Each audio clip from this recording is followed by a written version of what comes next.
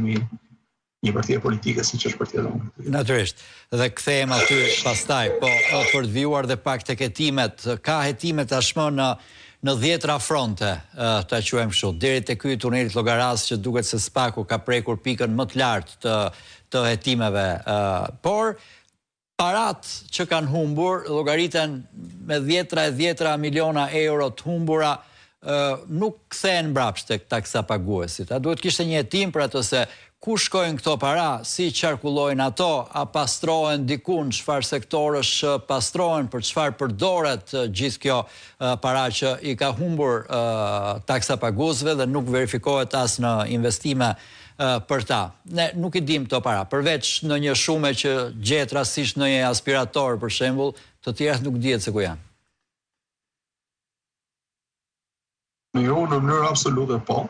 Ka dhe një direktiv tashmë në Bashkimin Evropian që të lidhi veprën penale me pasurimin e jashtëligjshëm dhe kthimin e të gjitha aseteve tek buxheti i shtetit në këtë rast. Shikoni, kjo nuk është diçka që i kërkohet opozitës, sepse opozita dhe shumë ka bërë. Në fakt, por pjesë për hetime. Po si Partia Demokratike denoncime, 90% e këtyre denoncime as do ekzistonin fare. Ndoshta do ishte shumë rehat për qeverinë.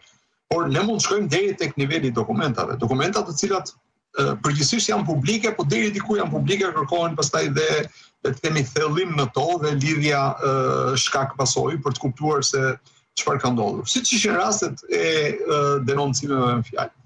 Por Spaku ka provën e rëndë, po jo të pamundur, për të gjetur se ku kanë përfunduar këto para.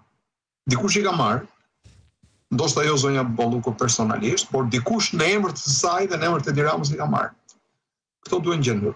Këto janë para që nuk i takojnë, nuk i përkasin asnjërit as tjetrit. Dhe unë jam gjithmonë më i bindur për ta lidhur një herë mirë veprën penale të korrupsionit, sidomos korrupsionit të rëndë. Pra jo rishfeti, por korrupsioni, me gjurmimin e parave dhe kthimin e parave, marrjen e pasurisë të atij personi që e ka vënë në mënyrë të përmirëtuar. Kjo unë besoj duhet të jetë një standard i timi dhe një standard qëndrimi i shoqërisë tonë ndaj këtyre njerëzve, ndaj këtyre veprave, sepse me drejt dikush thotë, kjo nuk është humor, fare mirë mund të bëj 1 apo 2 apo 3 vite burg dhe pastaj të gëzoj milionat e eurove të lëra. Dhe kjo është një shoqëri që për fat keq dhe haron me çfarë personazhesh ka të bëj.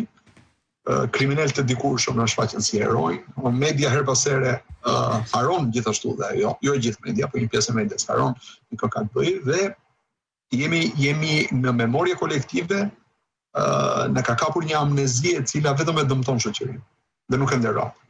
Për të kuptuar se kush është një person, shikoni të kaluarën e tij. Shikoni çfarë ka bërë, ku ka drejtuar, nëse ka drejtuar, çfarë ka sjellë me drejtimin e tij, për çfarë akuzohet, për çfarë nuk akuzohet dhe për çfarë mbahet ai. Mediat nuk mundet dot që hajdutët e dieshëm të na i paraqisin dot si heronj të sotëm. E mjafton të kuptojmë si është trajtuar rasti i zonjës Bolluku për të kuptuar që media është e kapur, është realisht e kapur në Shqipëri.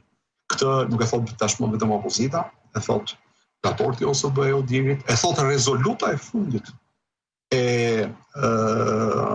CID-s, e thot me gojën e saj në ligjërat të drejtë sekretarja e përgjithshme e Partisë Popullore Evropiane, pra tashmë faktet janë atje dhe kanë dalë në dritë tjetër. Kështu që në këtë pikë po, për t'ju kthyer asaj që ju thatë, po në mënyrë absolute duhet që të gjenden dhe parat e vjedhura, grabitura dhe t'i rikthehen të Zotit, domethënë t'i rikthehen